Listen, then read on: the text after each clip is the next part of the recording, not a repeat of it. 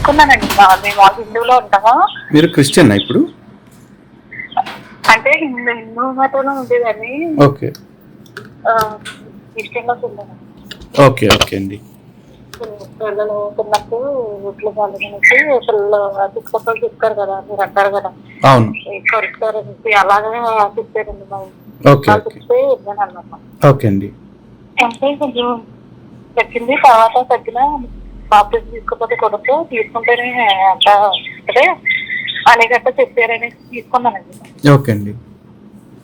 తీసుకున్నాను.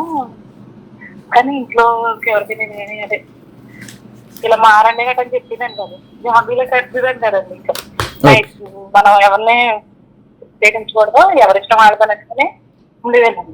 ఓకే వెళ్ళేదండి. మా ఇంట్లో వాళ్ళు కూడా మీ ఇష్టం వెళ్ళండి ఎవరు వెళ్ళేదండి. కానీ మీరు చెప్పినట్టుగా మా మాస్టర్ గారు అయితే చాలా వరస్ట్ అండి. ఓకే అండి. ఆమె చెప్పింది సరే మేడం మేడం తేజశ్రీ గారు. అవునండి అవును. ఆవిడ కొంచెం ఏడుస్తుంటే కొంచెం ఇదిగా ఉంటాడు. Okay okay. డబ్బులు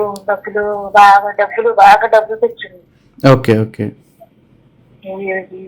సరదాల కోసం కష్టమాలు సరదాల కోసం చెప్పడమేనండి. అదే అదేలేండి, అన్ని చోట్ల ఉండేది. అవును, చాలా మంది అట్లాగే ఉన్నారులేండి అంటున్న వాళ్ళు. అవునండి. ఏదన్నా మంచిగా ఎదిగేలాగా వాక్యం ఏమి చెప్పకూడదు. అది ఇప్పుడు కూడా ఇది చేయించాలి గుడిగా అది చేయించాలనేసి చెప్తామంటున్నాను. ఓకే. ఏదో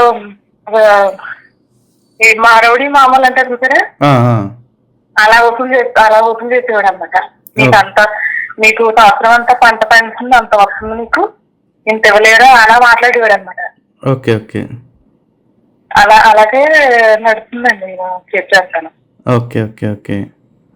వాటిని ఎవరైనా మాట్లాడుకుంటారు కానీ అతను దేవుడుగానే అంటారు. అనుకుంటారండి ఇలా మాట్లాడుతున్నారు అని అనుకుంటారు. మళ్ళీ ఆయన గౌరవంగా ఉంటారు ఏంటోనండి. అవును, అంటే చర్చకు వచ్చి ఆడవాళ్ళని ఇబ్బంది పెడతాం కూడా చేస్తుంటాడు వాడు. అంటే నన్ను చేస్తాడండి. ఇది వరకు అప్పుడు వాళ్ళ చిన్న వాళ్ళ అబ్బాయి అండి, పాస్టర్ గారు వాళ్ళ అబ్బాయి అండి. ఓకే. వాళ్ళ నాన్నగారు సైకిల్ వేసుకుని తిరిగేవారంటండి. తినడానికి భోజనం ఉండేది కదండి. ఓకే. అలా ఊళ్ళోకి వచ్చి అలా మెల్లమెల్లగా కారులో తిరుగుతారన్నారు. పెద్ద జాబులు వాళ్ళ అన్నదమ్ములు ముగ్గురు నడుగుతుందండి. అలా వాళ్ళ పిల్లడు వాళ్ళ అబ్బాయి అన్నమాట మా పాస్టర్. వాళ్ళ నాన్నగారు తెలిపారు. ఎంత ఏజ్ ఉంటుందండి అతని పాస్టర్కి? 45 ఉంటాయండి. Okay okay. 45-46 అలా ఉంటాయి. ఓకే. వాళ్ళ తమ్ముడు ఇప్పుడు వాళ్ళ నాన్నగారు చనిపోయారండి. వాళ్ళ తమ్ముడు 8 సంఘాలండి. 8 సంఘాలు ఉన్నాయి చుట్టుపక్కల. 8 సంఘాలండి. మా తాడేపల్లిగూడెం అండి మాది. ఓకే. ఇక్కడ ఈ చుట్టుపక్కల ఊళ్ళో 8 సంఘాలు ఉన్నాయి. అదే వీళ్ళ అన్నదమ్ములు ఇద్దరు ఇప్పుడు మన ఆస్తులలో పంచుకుంటాం అలా పనిచేసుకున్నారు అనమాట. ఓకే. అలా పంచుకుని మళ్ళీ వీళ్ళు ఎలా అనుకున్నారు, ఇప్పుడు మనదాకా కలిసి ఆ చర్చికి వెళ్ళాలి ఈ చర్చికి వెళ్ళాలని చెప్పేవారండి ఏదైనా ప్రార్థన పెట్టుకుంటే. ఇప్పుడు ఇద్దరు విడిపోయి ప్రార్థన కింద ఈయనేమో ఆయన చర్చికి వెళ్ళవట్ల ఆ సంఘాలని, ఆయనేమో ఈ చర్చికి రానివ్వట్లేదు. ఇంకా అట్లా అన్నదమ్ములు సర్కిట్ ఎక్కడ ఉందండి అట్లా. ఇరుపురు అని ప్రేమించాలి ఇవన్నీ చెప్పుకొస్తారు. అట్లా ఇంకా వాళ్ళ అన్నదమ్ములని అక్కడ ఆడేవిడే కదా అసలు చెప్పాలంటే. మరి వాళ్ళు ఈ మధ్య మారిపోయారులేండి. ఇరుగు పొరుగు వాళ్ళని ప్రేమించడం అంటే ఆడవాళ్ళని వయసులో ఉన్న వాళ్ళని అయితే ప్రేమిస్తారు, అందరిని ఎందుకు ప్రేమిస్తారు? అవునండి నిజమే. అలాగే ఉన్నారండి. అంతే అంతే. అన్నదమ్ములు అలా ఉండాలండి. వాటికే లోటు చెప్పడం అంటే అంతేనండి. అర్థమే ఏం పాటించి ఏం లేదండి. అంత గుట్లో స్వాతంత్రం తయారైపోయారండి వాళ్ళిద్దరు కూడా. అదే అదే. ఆ తమ్ముడు కూడా బాగా అభిషేకం తీసుకోకముందు పడితే పుట్టిస్తారండి. ఇప్పుడు వీళ్ళందరూ చెప్తా ఉంటారు కదా, బాప్తిజం తీసుకోకపోతే కుదరదు, తీసుకోవాల్సిందే అది ఇది అని చెప్పేసి. ఇప్పుడు బాప్తిజం మరి నేను తీసుకున్నానమ్మా గతంలో. నేను మా క్రైస్తవునే కదా ఒకప్పుడు. నేను బాప్తిజం తీసుకున్నా. తర్వాత బాప్తిజం కూడా వదిలేసుకుని బయటకు వచ్చేసాను నేను, చీకొట్టేసుకుని, నాకు ఆ మతం నచ్చలేదని. మరి ఇప్పుడు నన్ను ఏం పీకాడు నేను బయటకు వస్తే? చాలా మంది ఎట్లా అంటే వీళ్ళు భయపెట్టి బతికేస్తున్నారు. అంటే బాప్తిజం తీసుకున్న తర్వాత ఇక అసలు ఎట్టి పరిస్థితుల్లో వెనకపోతానికి లేదు, వెనకపోతే ప్రభు ఊరుకోడు అది ఇది అని చెప్పేసి అంటున్నాడు. ఊరుకోపోతే ఊరేసుకుంటాడు. మనకేం సంబంధం? మనం బలవంతంగా ఇక్కడ బానిసత్వం చేయాల్సిన అవసరం లేదు. నిర్భయంగా బయటకు వచ్చేయాలంటే వచ్చేయచ్చు. ఒకవేళ మీకు ఇంకా విశ్వాసం ఉంది, ఆ దేవుడు ఉన్నాడు అని పుట్టాడు అని నమ్మకం ఉంటే మీరు కంటిన్యూ అవ్వచ్చు, తప్పేం లేదు. కానీ బయటకు వస్తే ఏదో అవుద్దన్న భయంతో అయితే మీరు అక్కడ బతకాల్సిన అవసరం ఖచ్చితంగా లేదు. బయటికి రావటం వల్ల ఏమీ నష్టం లేదు, ఏ ప్రమాదం రాదు. అవునండి, అది నమ్మట్లేదు కదండి ఎవరు. ఇప్పుడు నాకు ఎలా ఉందంటే నేను వీడియోలు గట్రా చూస్తున్నానండి, అప్పుడే 2 నెలల నుంచి చూస్తున్నాను. చూసి నాకు అనిపించింది ఈ దుర్మార్గంలో మనం ఉండాలా ఏంటి, ఈ భాగ్యాలేంటి, కథ ఏంటి, ప్రవర్తన ఏంటి అనిపించిందండి. వెళ్ళిపోతే ఏదో చేపమంటున్నారు ఇలా ఇలా ఈ వీడియోలు చూస్తే ధైర్యం వచ్చింది, నేను మానేసాను వెళ్తాను అంతే. ఇప్పుడు ఎంతమంది ఉన్నాము, నేను ఇంకా చాలా మంది బయటకు వచ్చేసాము. బయటకు వచ్చేటివి కాదు, వాళ్ళ మతాన్ని రోజు దానిలో ఉన్న తప్పులన్నింటినీ ఎండగడతానే ఉన్నాం. మమ్మల్ని పేకన దేవుడు మిమ్మల్ని ఏమైనా ఇబ్బంది పెడతాడా చెప్పండి? అవును కదండి. అయినా అవును, ఒకవేళ దేవుడు నిజంగా పీకేది ఏదైనా ఉంటే ఫస్ట్ శత్రువులు అనుకోవాల్సిన మమ్మల్ని అనుకున్న తర్వాత మీ దాకా రావాలి. అసలు చెప్పాలంటే వాళ్ళు చెప్పినట్టుగా క్రీస్తు నిజంగా ఉంటే ముందు వాళ్ళు చేస్తాడు అట్లా చెప్పాలంటే. ఎందుకమ్మా నేను ఛాలెంజ్ చేస్తున్నా, గత 4 ఏళ్ల నుంచి ఛాలెంజ్ చేస్తున్నా. నాకు క్రీస్తు ఎప్పుడు పుట్టాడు, ఎక్కడ పుట్టాడు కదా, అసలు పుట్టాడని నిరూపించండి. ప్రపంచంలో ఎక్కడ పుట్టినా పర్లేదు, ఇజ్రాయెల్లోనే కాదు, అసలు పుట్టాడని నిరూపిస్తే చాలు నాకు. అవునండి, అది అది ఈ దుర్మార్గం ఇలాగే ఉన్నాయండి. అసలు మనం నాకు అంటే మనం చెప్పడానికే ఇప్పుడు నాతో ఉన్న వాళ్ళు ఉన్నారు, నేను అడగలేదు వెళ్తలేదు అనేసి అడుగుతున్నారండి. అడుగుతా ఉంటే ఏం మామూలుగా ఏంటి అసలు వాక్యం అది ఎలా ఉంది, ప్రవర్తన ఎలా ఉందంటే అసలు దేవుని సేవ అంటున్నారు ఏంటది కదా అని చెప్తున్నాను. నేను నన్ను ఏమన్నా పర్వాలేదని వెళ్ళలేదండి. కానీ నా మనసులో ఏంటంటే దేవుడు పూర్తిగా లేడు అని నేను నాకు అంటే క్లారిటీ అంటే మీకు చెప్పి వాక్యాలు బట్టి వింటున్నానండి. ప్రతి వీడియో కదా వీడియోలు వింటున్నాను. బైబిల్లో చెప్పేవి అక్కడక్కడ ఉన్నాయి అన్ని వింటున్నాను. కొద్దిగా చాలా వరకు తగ్గిపోయిందమ్మా, మానేశానండి. మంచి పని చేశారు. ఇక మీరు అందులో నాకు పర్సనల్ గా చేసాడండి. నాకు పర్సనల్ గా ఏం చేశాడంటే చర్చికి వెళ్ళేవాడు. అంటే మీరు పరిశోధన ప్రార్థన చేస్తారు కదా, ఏం ప్రార్థన? సన్నిధి స్త్రీలు అనేసి మళ్ళీ అభిషేకం చేయండి. అవును అవును, అభిషేకం చేయండి. అలా అభిషేకం చేయించారండి. నాకు ఏంటంటే సన్నిధి చర్చిలో మెయిన్ పనులు చేయడం, అదే క్లీన్ చేయడం, ఇలాంటివన్నీ పరిచయం ఉంటది కదా, ఆ పరిచయం చేయడానికి వెళ్ళేదాన్ని. వెళ్తే ఇవన్నీ కొంచెం ఇదిగా మాట్లాడేవాడు. మాట్లాడితే నేను ఏం రెస్పాండ్ అయ్యాను కాదు, నాకు ఏంటి ఇలా మాట్లాడుతున్నాను ఏంటా అని నేను ఫోన్ చేశాడు. ఫోన్ చేసి ఎలా ఉంటాను గట్టిగా మాట్లాడండి, అట్లా వాయిస్. మీరు బాగుంటారు, అలా ఉంటారు, మీకు ఎలా అదే ఎలా అలాగే పలుకరుగా మాట్లాడుతున్నారండి. అదేలేండి, చెప్పుకోలేకపోతున్నారు, అర్థం. మీరు ఎలా ఉండాలి, వెనక నుంచి బాగుంటారు అలా మాట్లాడతారండి ఫోన్. Okay okay. నేను అన్నాను ఏంటండి మీరు చేసే పని ఏంటి, మీరు దేవుని మీరు ఎలా మాట్లాడతారని చెప్తాను.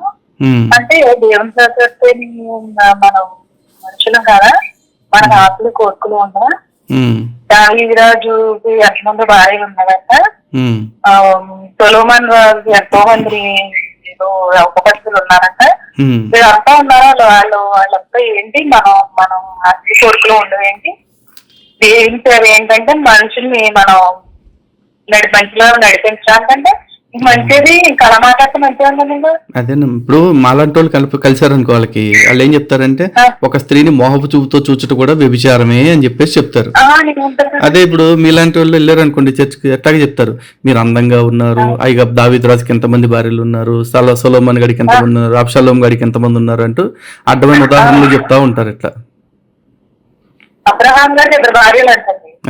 మరి 2 భార్యలు కదా, ఏంటి అది ఏంటి మరి ఎంత దేవుని చిత్తమని. అబ్రహాంకి 2 భార్యలేనమ్మా, కానీ అబ్రహాంతో పాటు ఇప్పుడు దావీదు ఉన్నాడు, ఆడికి భార్యలు ఎంతమంది, ఉపపత్నులు అంటే ఉంపుడుగత్తులు ఎంతమంది, సొలొమోను ఉన్నాడు, ఆడికి ఉపపత్నులు ఎంతమంది.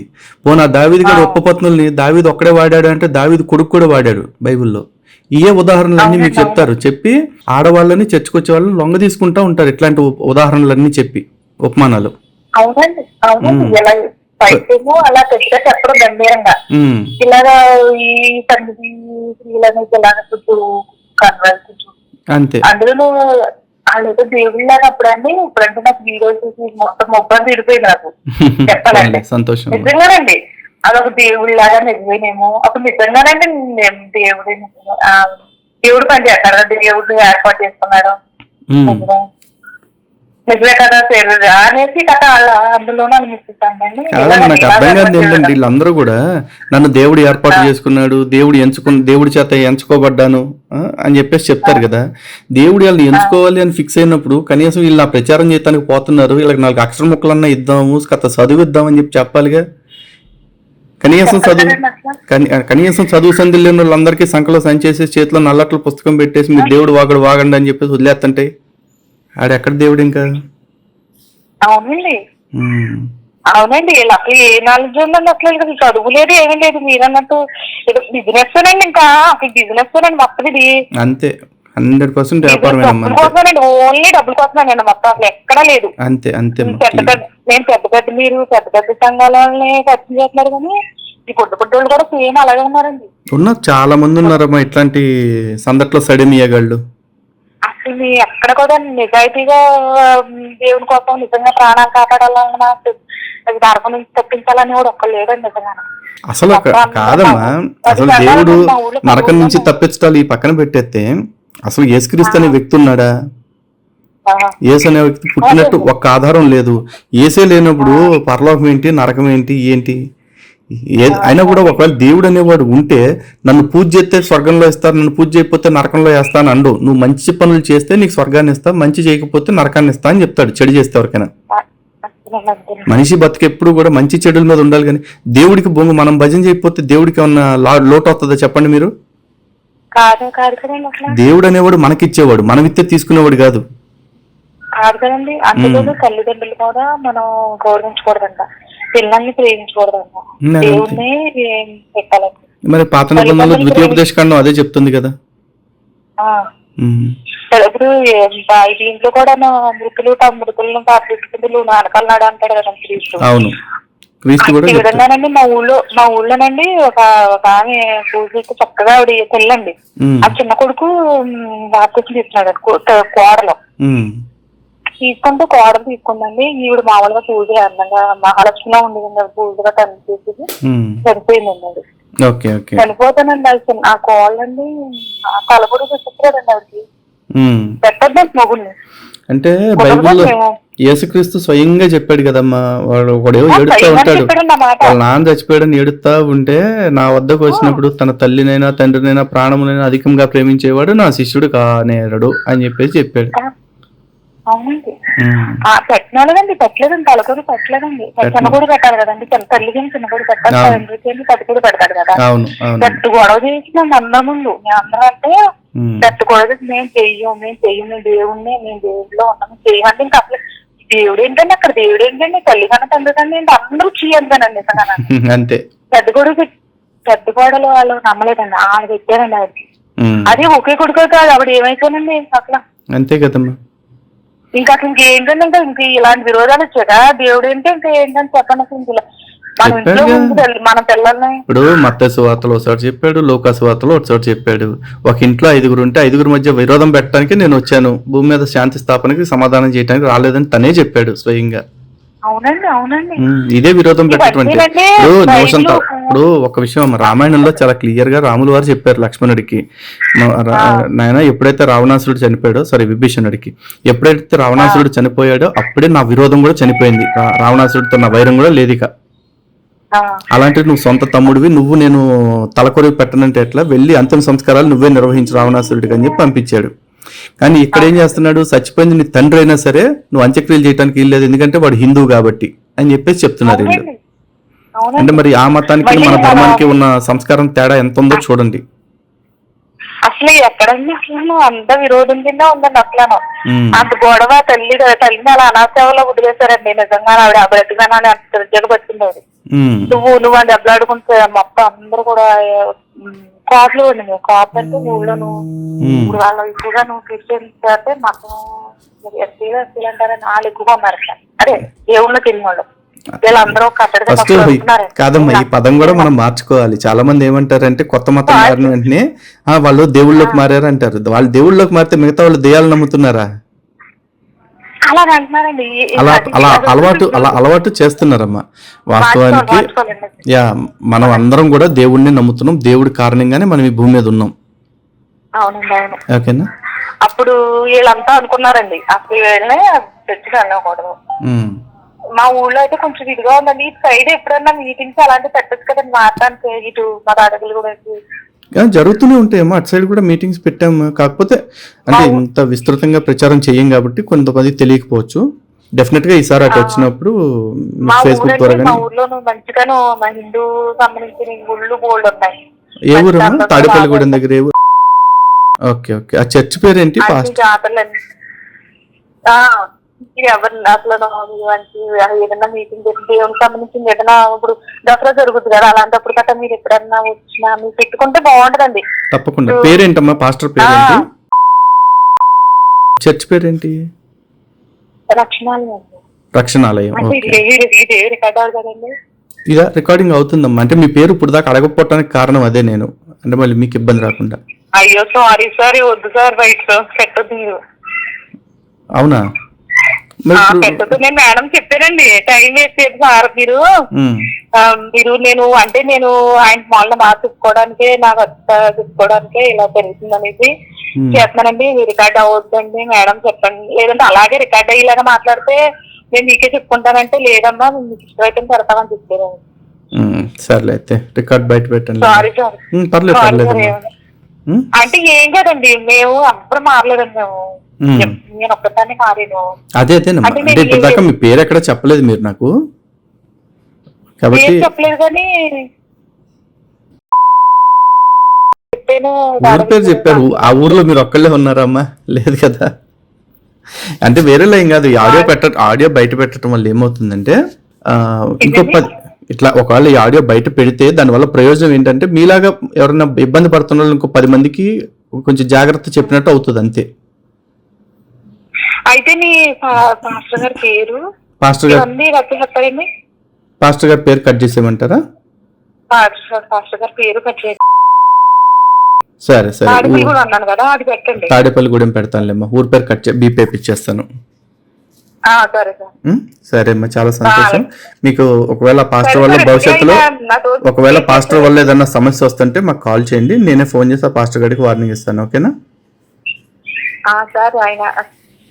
అమ్మా? ఆయన అలా మాట్లాడాక ఒకసారి ఇంటికి వెళ్తే ఆయన చేపట్టుకుని కొంచెం మిస్టేక్ చేశాడండి. చేస్తే నేను అక్కడితో బెంచేసి వచ్చాక నేను అది విషయం ఎవరు చెప్పాలని అసలు ఎవరు చెప్పినాను, ఎవరు చెప్పుకోగలను అసలు ఈ విషయం. మనమేమో వీళ్ళందరూ హిందూ ఫ్యామిలీలో అమ్మాయి జరిగినా చెప్తే నేనే అలరవుతాను. చాలా మంది ఆడవాళ్ళకు ఉన్న సమస్య అదేనమ్మా. ఎందుకంటే అట్లాంటి నీచుల వల్ల ఇబ్బంది కలిగినా కూడా బయటకు చెప్పుకోలేని పరిస్థితి. అసలు చెప్పలేను నేను. అవును అవును. మీకు ఎందుకంటే నేను ఇప్పుడు ఫస్ట్ టైం 8 సంవత్సరాలు అయిందండి. నేను చర్చికి 15 సంవత్సరాలు అవుతుంది. ఓకే. అప్పటి నుంచి ఇలాగ జరిగాక ఇంకా అలాగ మెల్లగా చెప్పుకోవడానికి ఎవరు ఎలా చెప్పినప్పుడు ఏమంటారండి, తను ఏదో ఇంట్రెస్ట్ చూడింది అంత అంతే వెళ్ళవలసిందని అంతే అంటారు. అందరూ అలా చూస్తారు కదా. ఇప్పుడు మా అమ్మ ఫ్యామిలీ ఉంటారు, మా అన్నయ్య వాళ్ళు అందరూ ఉంటారు. చాలా చిన్న తలంపుగా ఉంటారు కదండి, తెలుస్తుంది.